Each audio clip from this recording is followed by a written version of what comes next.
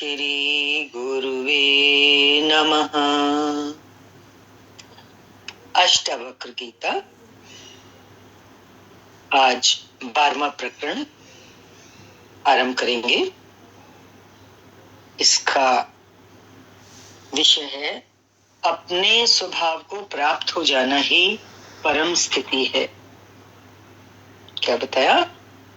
अपने स्वभाव को प्राप्त हो जाना ही परम स्थिति है। और अब तो हम सब समझ गए हैं ना कि अपना स्वभाव माना क्या? अपनी आत्मा, अपना स्वरूप। पहला सूत्र ले रहे हैं, जनक, राजा जनक बोल रहे हैं इसमें। राजा जनक आत्मज्ञान के बाद हुई अनुभूतियों का वर्णन अष्टावक्र जी के सामने करते हुए कहते हैं। अष्टावक्र जी कह रहे हैं, अब मैं पहले शारीरिक कर्मों को न सहारने वाला हुआ। सहारना मीन्स किसी की तारीफ करना, महत्व देना। पहले तो उनसे ऊपर उठा मैं, इनसे शारीरिक कर्मों से। फिर वाणी के विस्तृत कर्म का न सहारने वाला। फिर वाणी से भी कर्म होते हैं, शरीर वाणी से जो कर्म होते हैं उनसे ऊपर उठने की जो स्थिति है वही स्वभाव की स्थिति है, आत्म स्थिति है। और राजा जनक कह रहे इस प्रकार मैं स्थित हूं, मीन्स मैं अपने स्वभाव में स्थित हूं। व्याख्या देख रहे हैं। अष्टावक्र और जनक दोनों ज्ञानियों में परस्पर बड़ा मधुर संवाद चल रहा है। संवाद वो भी कैसा मधुर। दोनों को एक ही अनुभूति हुई जिससे संवाद संभव हुआ। जब दो लोग आपस में बात करते हैं, उनकी स्थिति अनुभूति एक जैसी होती है तो उस बातचीत को संवाद कह रहे हैं। एक ज्ञानी और एक अज्ञानी में विवाद तो हो सकता है, विवाद मीन्स आर्गुमेंट, तर्क। संवाद, संवाद संभव नहीं है। और दो अज्ञानी अगर आपस में बात करें तो दो अज्ञानियों में परस्पर विवाद भी संभव नहीं होता। दो अज्ञानियों के बीच में क्या होता है? झगड़ा ही होगा। अष्टावक्र के उपदेश से जनक आत्मज्ञान को उपलब्ध हुए। अब वे अपनी उपलब्धि के क्रम का वर्णन करते हुए कहते हैं कि वासना के कारण चित्त में तरंगें उठती हैं, जिससे मन में विचारों की, संकल्प विकल्प की उथल पुथल आरंभ होती है। यही विचार जो चित्त में तरंगों के रूप में उठे वासनाओं के कारण, पहले की वासना डली होती है अंदर, उनके कारण तरंगें उठती हैं चित्त में। तो क्या बोला? इसी से मन में विचार और संकल्प विकल्प उठते हैं। ये जो विचार उठते हैं मन में, यही विचार फिर वाणी और शारीरिक क्रियाओं में प्रकट होते हैं। वाणी के कर्म और शरीर के द्वारा कर्म क्रियाओं में प्रकट होते हैं विचार। देखते जाइए, समझते जाइए इसका क्रम। इन सब का निरोध करने से ही आत्मज्ञान होता है। आत्म स्थिति जो है वो कब प्राप्त होती है? जब इन सब का निरोध हो। जैसे अभी ऊपर राजा जनक ने क्या कहा कि मैं पहले शारीरिक कर्मों को ना सहारने वाला हुआ, फिर वाणी के विस्तृत कर्म का ना सहारने वाला हुआ। ठीक है, निरोध हुआ। शरीर से होने वाले कर्मों का और वाणी से होने वाले कर्मों का निरोध हुआ। इन सब का निरोध करने से ही आत्मज्ञान होता है। पतंजलि कहते हैं कि चित्त की वृत्तियों का निरोध ही जो योग है। चित्त की वृत्तियों का निरोध ही योग है। योग मीन्स आत्मा का परमात्मा से मिलन, परमात्मा से योग। वो कब वो संभव है? जब चित्त की वृत्तियां शांत हो। जब तक चित्त है, चित्त में चित्वना है तो उथल पुथल है। चित्वना है तो कर्म है, चाहे शरीर के हो चाहे वाणी के हो। योग नहीं हो सकता। चित्त की वृत्तियों का निरोध ही योग है। गीता में कहा गया है ये मन कठिनाई से ही वश में आता है। पतंजलि कहते हैं कि अभ्यास और वैराग्य से चित्त की वृत्तियों का निरोध होता है। गीता में बताया ना, मन बड़ी मुश्किल से संयमित होता है तो क्या करना पड़ता है। पतंजलि ने क्या रास्ता बताया? अभ्यास और वैराग्य।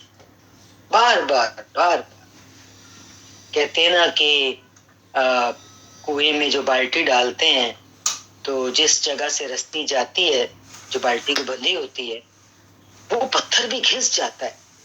रस्सी तो सॉफ्ट होती है और पत्थर तो हार्ड होता है। तो अभ्यास में इतनी शक्ति है कि उससे परिवर्तन आ जाता है। कहते हैं ना, practice makes a man perfect. अभ्यास और वैराग्य। वैराग्य कैसा? कुछ छोड़ने को मत समझ लेना। प्रभु के प्रति प्रेम, प्रभु के प्रति राग जितना जितना बढ़ता जाएगा, स्वतः ही माया से, संसार से वैराग्य घटित होता जाएगा। तो क्या कह रहे हैं? अभ्यास और वैराग्य से चित्त की वृत्तियों का निरोध होता है। सूत्र बता दिया चित्त की वृत्तियों का। अतः अभ्यास और वैराग्य आत्मज्ञान के लिए परम आवश्यक है। कोई सोचे हाथ पे हाथ रख के हो जाएगा, ऐसा नहीं है। जनक कहते हैं कि पहले मैंने शारीरिक कर्मों का निरोध किया, फिर वाणी के कर्मों का निरोध किया, और फिर तीसरा निरोध भी है, मानसिक कर्मों का भी निरोध किया। शरीर और वाणी शांत हो जाए, चुप हो जाए, कोई हलचल ना हो, लेकिन मन कितनी बातें बुनता रहता है, कितने कर्म मन से बनते हैं। कहते हैं ना, मनसा वाचा कर्म, 3 प्रकार के कर्म होते हैं, स्पीच, थॉट एंड एक्शन। हमें तीनों पे ध्यान देना है। तीनों प्रकार के कर्मों का निरोध करना जरूरी है। इस प्रकार जब तीनों से वो ऊपर उठ गए तो कह रहे हैं, इस प्रकार मैं आत्मज्ञान को उपलब्ध होकर अब आत्मा में ही स्थित हूं। आत्मज्ञान हुआ तो स्वतः ही स्थिति हो गई आत्मा में।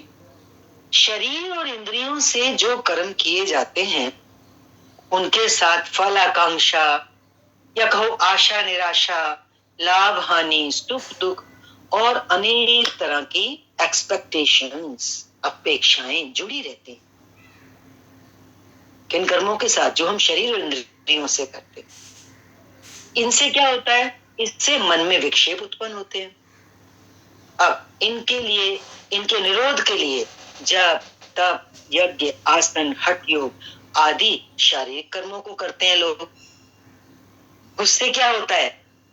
उससे अष्टावक्र जी कह रहे हैं और नए विक्षेप आरंभ हो जाते। एक विक्षेप को दूर करने के लिए हमने दूसरा साधन पकड़ा, जब तब करना शुरू किया, लेकिन वो भी तो एक विक्षेप पैदा करेगा।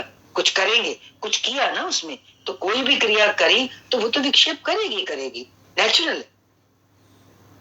अब वो कह रहे हैं आगे कि यदि शारीरिक कर्मों को रोक भी दिया जाए किसी तरह से, तो भी वाणी के कर्म चलते रहते हैं।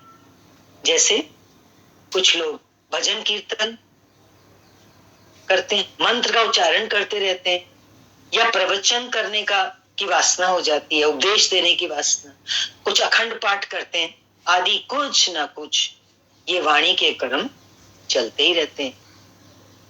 अब मानो इनको भी रोक दे, इनको भी रोक दिया, तो रोक देने पर भी मन में अनेक संकल्प, विकल्प, विचार आदि चलते रहते। ये देखो, मनसा कर्मणा, मन से जो कर्म हो गए, संकल्प, विकल्प, विचार आदि के माध्यम से। अब ये 3 प्रकार के कर्म है। ये तीनों प्रकार के कर्म जब तक शांत नहीं होते तब तक चित्त शांत नहीं होता, और चित्त के शांत हुए बिना आत्मज्ञान नहीं होता। इन तीनों के निरोध का मात्र उपाय इतना है, बहुत सरल रास्ता दे रहे हैं सद्गुरु, नमस्कार है शास्त्र की कृपा को।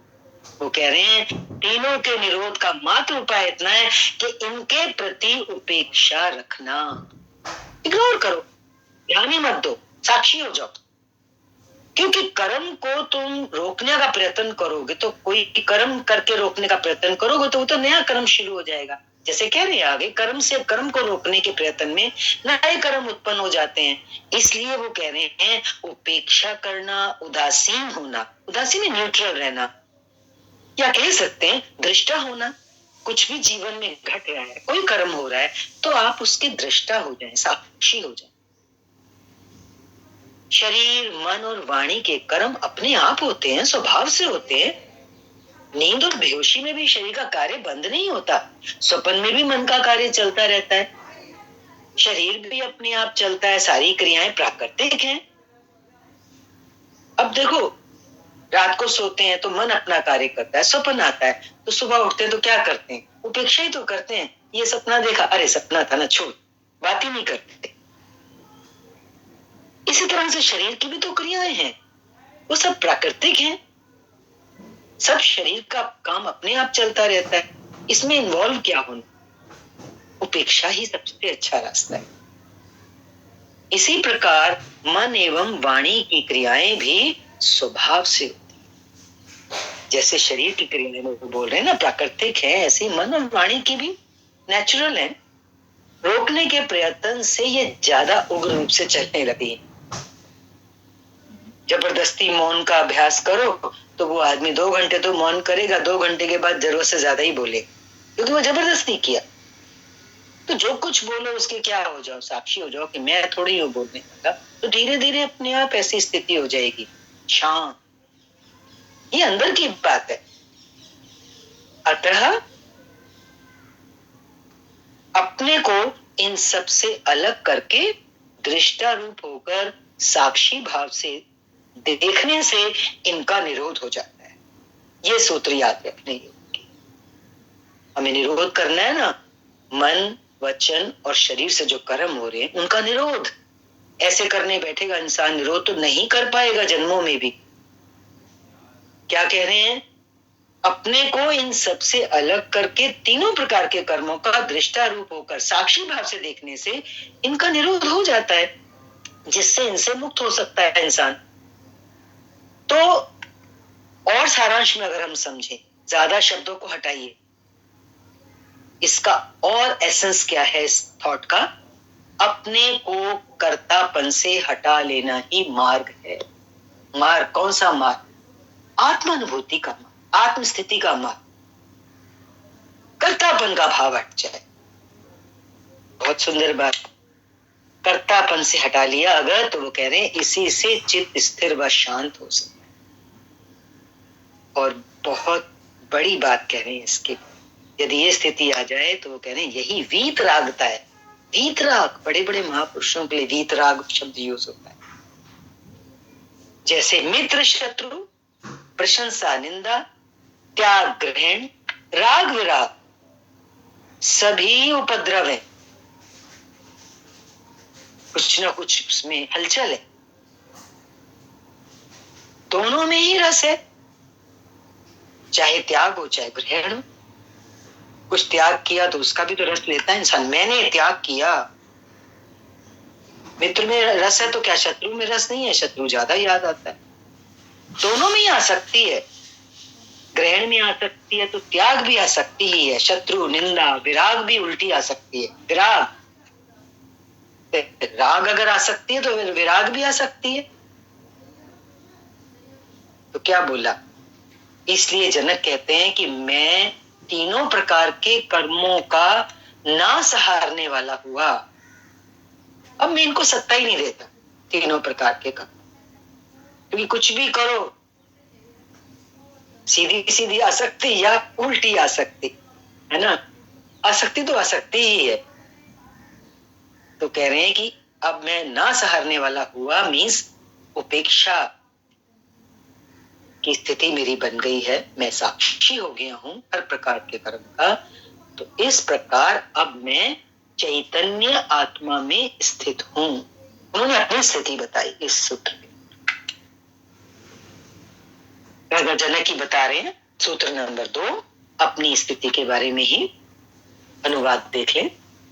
शब्द आदि इंद्रिक विषयों के प्रति राग के अभाव से, शब्द और इंद्रियों के जो विषय हैं उनके प्रति अगर राग ना हो, और आत्मा की अदृश्यता से, आत्मा दृश्य है, उसके कारण विक्षेप होता है।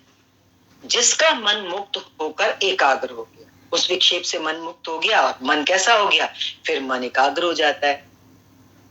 ऐसा ही मैं स्थित हूं। इसको थोड़ा खोल के देख लेते हैं व्याख्या में। मन में वासनाएं हैं, उनकी पूर्ति वो शरीर के माध्यम से करता है। मन अपनी वासनाओं की पूर्ति कैसे करता है? शरीर के माध्यम से ना। शरीर साधन है भोगों का, भोगायतन बताया था ना। शरीर में 5 ज्ञानेंद्रियां तथा 5 कर्मेंद्रियां हैं।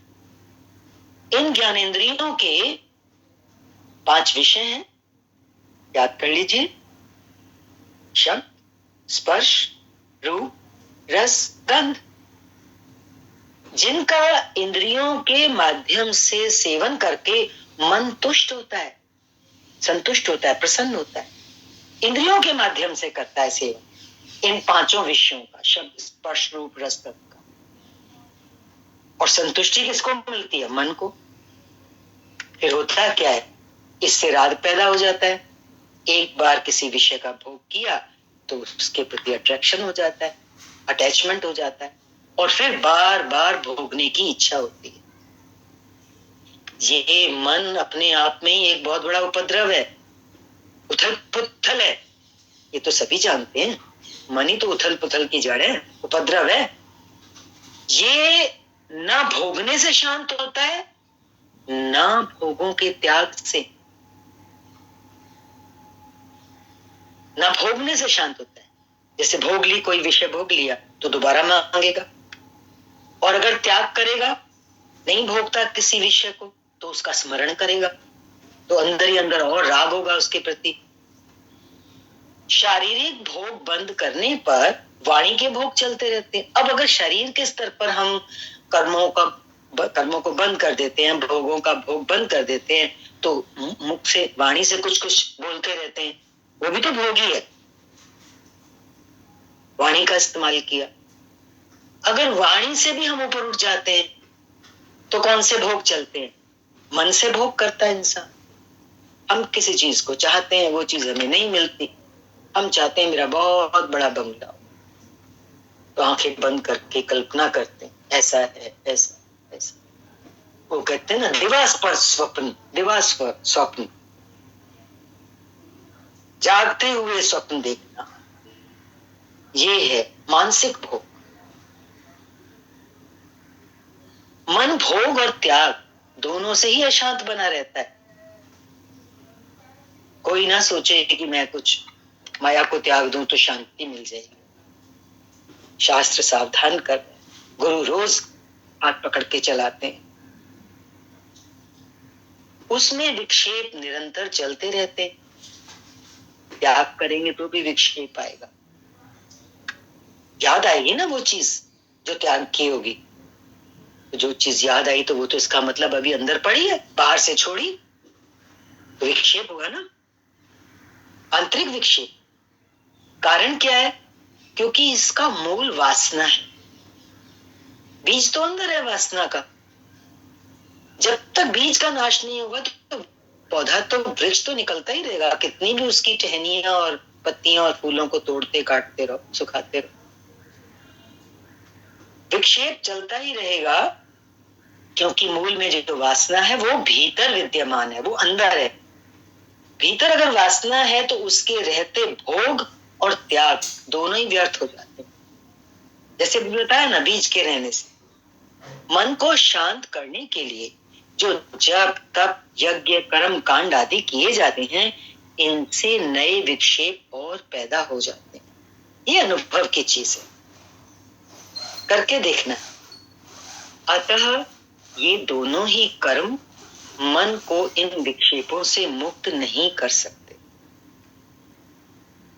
दूसरा पॉइंट, आत्मा अदृश्य है, दिखाई नहीं देती ना, आत्मा दिखाई नहीं देती। ध्यान और समाधि में भी आत्मा का दर्शन, और जैसा कि लोग कहते हैं, एक शब्द यूज करते हैं, आत्म साक्षात्कार। अष्टावक्र जी कह रहे हैं आत्मा का दर्शन और आत्म साक्षात्कार, ये शब्द ही गलत है। क्यों? दर्शन, आत्मा का दर्शन, आत्मा को देख थोड़ी सकते हैं। साक्षात्कार तो कोई चीज आमने सामने होती है, उसका साक्षात्कार होता है। इसलिए उन्होंने इन शब्दों को गलत बोला। तो फिर क्या? सच क्या है? अष्टावक्र जी कह रहे हैं आत्मा का केवल अनुभव होता है, ज्ञान होता है, बोध होता है, रियलाइजेशन। ये एक भीतर की चीज है, सूक्ष्म, अति सूक्ष्म। आत्मा दृश्य विषय नहीं है। जैसे कोई चीज हम सामने देख रहे हैं, हम कोई वृक्ष देख रहे हैं, कोई दीवार देख रहे हैं, किसी व्यक्ति को देख रहे हैं, तो वो तो दृश्य होगा ना हमारे लिए। लेकिन आत्मा को ऐसे देखने जैसी, दृश्य जैसी चीज थोड़ी है, विषय थोड़ी है जो किसी इंद्रिय का विषय बन सके। आत्मा तो स्वयं दृष्टा है, वही तो सबको देखने वाली है। इंद्रियों के सारे कार्य उसी से तो हो रहे हैं। आत्मा ना हो, आत्मा की शक्ति अंदर ना हो तो आंखें देख नहीं सकती, कान सुन नहीं सकते, जिह्वा बोल नहीं सकती, है ना। मृत व्यक्ति ये सब नहीं कर सकता, क्योंकि आत्मा का जो योग था उस शरीर के साथ वो खत्म हो चुका है। तो आत्मा के होने से ही तो ये सब कार्य होते हैं। तो कौन है देखने वाला? इंद्रियां जो सारे कार्य कर रही हैं, आंखें जो देख रही हैं, वो किसके कारण देख रही हैं? आत्मा के कारण, आत्मा के होने से। तो दृष्टा कौन हुआ? आत्मा हुई। इंद्रियों के सारे कार्य उसी से हो रहे हैं। शरीर, मन, बुद्धि आदि सब जड़ हैं, है ना। ना समझे ये शरीर कुछ कर रहा है, ना समझे मेरी बुद्धि मुझे चला रही है। अरे ये तो सिर्फ यंत्र मात्र है, माध्यम है, इंस्ट्रूमेंट्स है, जो उस आत्मा रूपी चेतन शक्ति से, आत्मा रूपी चेतन शक्ति अंदर है, उसी से ये सक्रिय होते, क्रिया में प्रवृत्त हो पाते। जड़ पदार्थ ये सब क्योंकि जड़ है, तो ये जड़ है तो ये चेतन को कैसे देख सकता है? आत्मा को कैसे देख सकता है? आत्मा का दर्शन। हमारे पास तो जो कुछ भी है वो सब जड़ है। हमारा ये सब शरीर, मन, इंद्रिया उस चेतन आत्मा की शक्ति से चल रहे हैं, तो हम तो उसको नहीं देख सकते, तो हम तो आत्मा का दर्शन नहीं कर सकते। जैसे बोला ना, जड़ पदार्थ चेतन को कैसे देख सकता है? इसलिए जनक को आत्मज्ञान हो जाने से वे इस स्थिति की व्याख्या करते हुए कहते हैं कि आत्मा की अदृश्यता से, अर्थात उसके ज्ञान के अभाव से ही शरीर, मन आदि के समस्त विक्षेप होते हैं। आत्म अज्ञान ही समस्त विक्षेपों का कारण है ना। सारे विक्षेप हमारे किस लिए है? आत्मज्ञान के कारण। हम नहीं जान रहे कि हमें कौन चला रहा है, कौन दृष्टा है। हम उल्टी प्रकृति में, उल्टी प्रवृत्ति से चल रहे हैं कि मैं जानने वाला, मैं देखने वाला, मैं सुनने वाला। इसी से विक्षेप हो रहे हैं। और सभी राग भी इसी अज्ञान से उत्पन्न होते। अतः मुझे आत्मज्ञान हो जाने से अब मेरे समस्त रागों का अभाव हो गया। राग किसमें करे? अपने सिवाय कुछ चेतन है नहीं। जो कुछ भी है, समस्त सृष्टि, समस्त जो हम चारों तरफ देख रहे हैं, अपने प्रपंच, जगत प्रपंच, वो सब जड़ है। तो किसमें राग करें? जड़ में राग करें, दीवार में राग करें, पत्थर में राग करें, लोहे में राग करें। इसी से तो सारी माया बनी हुई है, संसार बना हुआ है। क्या देखो चारों तरफ यही है। हमारा अपना शरीर भी क्या है? मिट्टी, मिट्टी में राग करें। अतः मुझे आत्मज्ञान हो जाने से अब मेरे समस्त रागों का अभाव। किस में राग करें? वो यही कह रहे। तथा आत्मा की अदृश्यता से, आत्मा जो दिखाई नहीं देती थी, उससे जो मन में विक्षेप पैदा हुए थे, अब उनसे मेरा मन मुक्त होकर एकाग्र हो गया, क्योंकि मैंने सच को जान लिया, समझ लिया। समझना, गुरु समझाता है, भक्त शिष्य समझ लेता है, और समझने के बाद फिर उसमें स्थित हो जाता है। उसको पूर्ण विश्वास हो जाता है कि गुरु के शास्त्र की उद्घोषणा और गुरु का वाक्य परम सत्य है मेरे। तो फिर क्या होता है? सच्चे भक्त का काम जैसे राजा जनक कह रहे हैं, अब मैं केवल आत्मा में स्थित हूं। तत्वचन किया तो फिर अपने आप आत्मा में स्थिति हो गई, तथा जितने भी विक्षेप थे आत्मा की अदृश्यता के कारण या संसार की चीजों के कारण, विषयों में जो राग था उनके कारण, वो सारे विक्षेप को कह रहे हैं मैं उनसे पार हो गया हूं।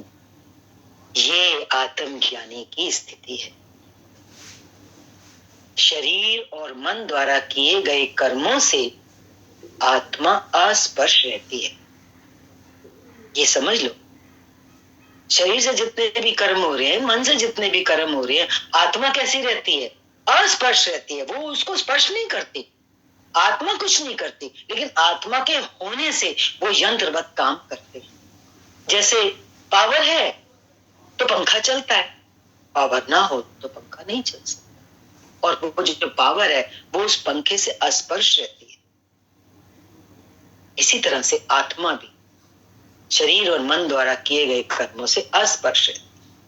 इसीलिए जो आत्मज्ञान में स्थित हो जाता है, क्या बता रहे हैं? इसीलिए आत्मज्ञानी, क्योंकि देखो आत्मा अस्पर्श है ना, ध्यान देना, आत्मा क्योंकि अस्पर्श रहती है किसी भी प्रकार के कर्म से, इसीलिए आत्मज्ञानी पाप पुण्य शुभ अशुभ आदि कर्मों से सदा सदा के लिए मुक्त रहता है, सर्वदा मुक्त रहता है। पाप हो पुण्य हो, क्योंकि उसकी आत्मा को तो स्पर्श कर नहीं रहा, आत्मा अस्पर्श रहती है। शुभ हो अशुभ हो, तो आत्मज्ञानी को कोई भी शुभ कर्म या शुभ कर्म स्पर्श नहीं कर रहा है, क्योंकि उसकी स्थिति आत्मा में है। तो आत्मा में स्थिति होना और पाप पुण्य शुभ अशुभ सभी कर्मों से मुक्त रहना ही तो मुक्ति है। आत्मज्ञानी अच्छे बुरे कर्मों का ना करता है और ना उनके फलों का भोगता ही। आज के लिए इतना ही। ओम शांति शांति शांति।